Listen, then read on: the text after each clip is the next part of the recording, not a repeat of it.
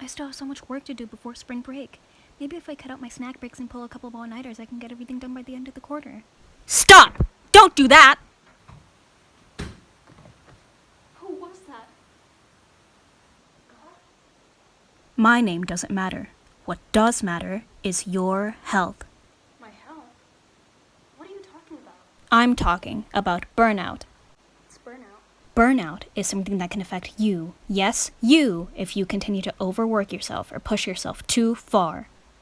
But a little hard work never killed anyone. My father says that hard work builds character. Well, maybe it can't kill you, but by the end of your little bender, you'll probably wish it had. Yikes. How does burnout affect someone anyways?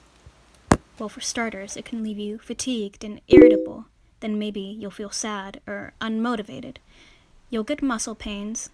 It'll cause lowered immunity, change your sleeping habits, your appetite. Okay. Jeez. Not that I believe you or anything, but how might someone be able to prevent all this? Quite a rude way to ask someone for help, but fine. There are so many ways to try and prevent burnout that I couldn't possibly name all of them off the top of my head. Luckily, I have this short little acronym to help us remember the 5 easy steps to prevention. Well, what is it? What's what?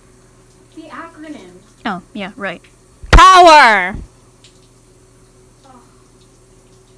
What does it stand for? Oh, I'm so glad you asked. Plan, organize, words, eat, and rest. It's pretty self-explanatory, but just for you, I'll go a little more in depth. Great. Plan. Now, I don't know about you, but for me, planning is key to helping me feel in control of what I'm doing. This year, February, March, and April were some of my busiest months. I was bombarded with the show choir, and then right after that, I went straight into musical rehearsal. Juggling that with the schoolwork that I had to do, I don't know, I felt like I was going a little crazy, so just writing stuff down and planning helped me feel a little more in control. It still wasn't great, though. Organize. Now, this one might seem a little bit obvious, but keeping your space nice and neat while you're studying really does help keep your mind clear, help keep your mind at ease. So if you're ever feeling a little bit irritable, maybe just take a break and clean up your space. Words. Now, words might feel a little out of place in a burnout prevention acronym, but in this context, it means communicating with your teachers and letting them know what's going on. Dear Miss Patterson, I'm sorry for turning this in late. I've just been feeling so overwhelmed and stressed with the amount of work that I've had this week. I hope you can understand. Next up is eat. Now, earlier in the video, we see Sally maybe contemplating skipping her snack breaks in order to study more. And here's why you don't want to do that. Food gives you the fuel that you need in order to keep your body running, which in turn helps you study more.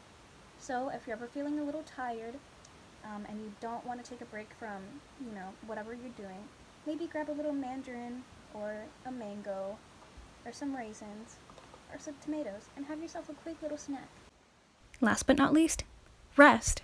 This is the one that people are least willing to consider when you're really in crunch mode, but sometimes when you're just, a husk of what you used to be because you're just so horribly burnt out, really the only thing you can do is just take a break and rest. And that's all there is to it. Well, thanks for talking to me about the consequences of burnout, but I think I'll stick to my study methods for now. I wouldn't do that, young lady. Burnout.